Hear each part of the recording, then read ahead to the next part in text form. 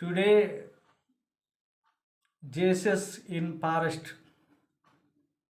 నా ప్రియ సహోదరులారా, మత్తయి సువార్త 14వ అధ్యాయము 13 నుండి 21వ వచనంలో పరిశీలన చేస్తే, ప్రభు సముద్ర తీరములో నుండి ఒడ్డుకు వచ్చినప్పుడు, దోణ దిగి ఒడ్డుకు వచ్చినప్పుడు ఆయన అరణ్య ప్రాంతమునకు వెళ్ళెను. ఎవరో చెప్పారు యేసు ప్రభువు అరణ్య ప్రాంతాల్లో ఉన్నాడు అని. ఈ అరణ్య ప్రాంతమునకు దగ్గరగాను సమీపముగాను ఉన్నటువంటి పట్టణాల నుండి అనేకమైనటువంటి జనము యేసు ప్రభు దగ్గరకు కాలు నడకన వెళ్ళాను. Praise the lord. ఇది వాస్తవం. ఎందుకు ఆయన అరణ్యంలో ఉండగా ప్రజల పట్టణాల నుండి వెళ్ళారు తెలియదు. ప్రియులరా, ప్రభు ఎక్కడ సముద్ర తీరములో ఉన్న జనమే, సమాజ మందిరంలో ఉన్న జనమే, లేక కొండ మీద ఉన్న జనమే, లేక పురవీధుల్లో ఉన్న జనమే ఆయన అంట. మరి ఎందుకు అంత ఆకర్షణ జనానికి నాకైతే అర్థం కాదు.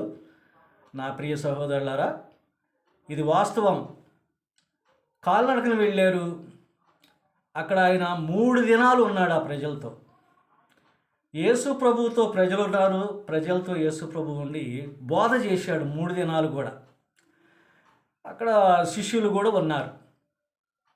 అయితే 3 దినాలు పూర్తయిన తర్వాత శిష్యుల్ని పిలిచి, మీరు వీళ్ళకి ఆహారం పెట్టిడి అన్నాడు. ప్రభువా, మేము ఇంతమందికి ఆహారం ఈ అరణ్యంలో ఎక్కడి నుండి తేము అన్నారు. పెట్టండి మీ దగ్గర ఉంటే అన్నారు. ఇది సాధ్యం కాదు, మా దగ్గర అయితే ఏమీ లేదు. పోనీ వీళ్ళు ఎలా పంపించాలా? వీళ్ళ మీద నాకు కనికరం ఉంది, వీళ్ళ మీద దయ ఉంది. 3 దినాలు వాక్యం విన్నారు, నేను చెప్పినట్లుగా ఉన్నారు, 3 దినాలు ఉపవాసం ఉన్నారు. మరి ఇప్పుడు ఒకవేళ పట్టణానికి వెళ్ళి పంపిద్దాం అనుకోండి, కొనుక్కొని రావడానికి, ఏదన్నా పదార్థాలు తీసుకొని రావడానికి, తినడానికి ఒకవేళ మోర్చిల్లిపోతారేమో అని తన శిష్యుల్ని పిలిచి ఈ వచ్చినటువంటి జనాంగానికి ఏం చేస్తారంటే అన్నం పెట్టండి అన్నాడు. ప్రభువా, మా దగ్గర అయితే లేవు. ప్రస్తుతం ఈ యొక్క సమూహంలో ఉన్నటువంటి వారు, సమూహం అంటే ప్రియులారు చెప్తున్న వేల మంది అని అర్థం, ఈ సమూహంలో ఉన్న వారి దగ్గర ఎవరి దగ్గర ఉన్నాయా మేము కనుక్కుంటాము అని చెప్పి కనుక్కుంటే ఒక అతని దగ్గర 5 రొట్టెలు 2 చేపలు ఉన్నాయి. ప్రభువా, ఒక అతని దగ్గర 5 రొట్టెలు 2 చేపలు ఉన్నాయి, మరి వాటిని తీసుకొని మీకు ఇస్తున్నాము అన్నారు. ఓకే, తీసుకొని రండి అన్నాడు. తీసుకొని వెళ్ళినప్పుడు ఆయన ప్రార్థన చూడండి. మన ప్రార్థన వేరు, ఆయన ప్రార్థన వేరు. ఆ 5 రొట్టెలని 2 చేపలని తీసుకున్నాడు ప్రభు. ఆ రెండింటిని 2 చేతులు పట్టుకొని ఆకాశం వైపు కన్నులెత్తి ప్రార్థన చేశాడా? అడిగాడా దీవించమని? కానీ రెండింటిని పట్టుకున్నాడు.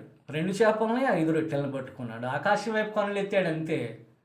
ఈ చేతుల్లో ఈ దీవించబడ్డాయి గామాలు.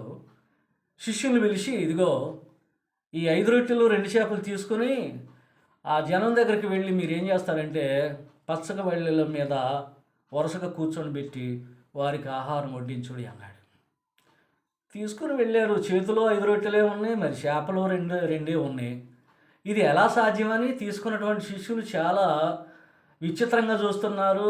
తర్వాత ఏం చేయాలా, వీటిని ఎంతమందికి పంచిపెట్టాలనే ఆలోచనతో వీళ్ళు ఆలోచించి, నేను చెప్తున్నాను మీరు చెయ్యండి అయ్యా, ఈ 5 రొట్టెలని 2 చేపలను పంచిపెట్టండి అన్నాడు.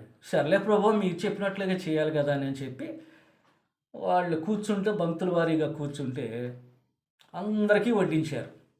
ఎక్కడి నుండి పెరిగిందండి ఇది? ఎక్కడి నుండి దీవించబడిందండి ఇది? ఆకాశము నుండి తన తండ్రి దీవిన కుమారుడైన యేసుక్రీస్తుకు వచ్చినారు. ఇచ్చేటప్పుడు 2, తర్వాత 5, పంచేటప్పుడు 5,000 మందికి తృప్తిగా తిన్నారు రొట్టెలు చేపలు నంచుకొని. ఇంకా పంచగా వడ్డించగా మిగిలింది ఏంటంటే 12 గంపలు మిగిలాయి చేపలు రొట్టెలు. ఇది ఎలాగో చూడండి, ఎంత అద్భుతమో. వాక్యమన్నా ప్రజలు ఉరుకుతున్నారు, అలాగే ఆయన బోధిస్తున్నా వింటూ ఉన్నారు. ఆయన ఏదైనా మనకి ఇస్తున్నది దీవించబడుతుంది అంతకంతకు. 12 గంపలు ఉన్నాయా యేసు ప్రభువా అన్నారు. సరే మంచిదే. తినది ఎంతమంది? 5,000 మంది. ఆడవాళ్ళు కాదు, పిల్లలు కాకుండా ఓన్లీ పురుషులు మాత్రమే 5,000 మంది తిన్నారు. మరి ఆ పిల్లలు ఎంతమంది ఉన్నారో, ఆ స్త్రీలు ఎంతమంది ఉన్నారో మనకైతే లెక్క రాలేదు. కానీ అక్కడ వాక్యంలో చెప్పబడింది ఏంటంటే 5,000 మందికి వడ్డించిరి ఈ 5 రొట్టెలని 2 చేపలని అని. నా ప్రియ సహోదరులారా, దేవుని నమ్మినటువంటి వారికి అదే దీవెన వస్తుంది. బోధకులైన, సేవకులైన, సువార్తికులైన, సంఘములో ఉన్న విశ్వాసులైన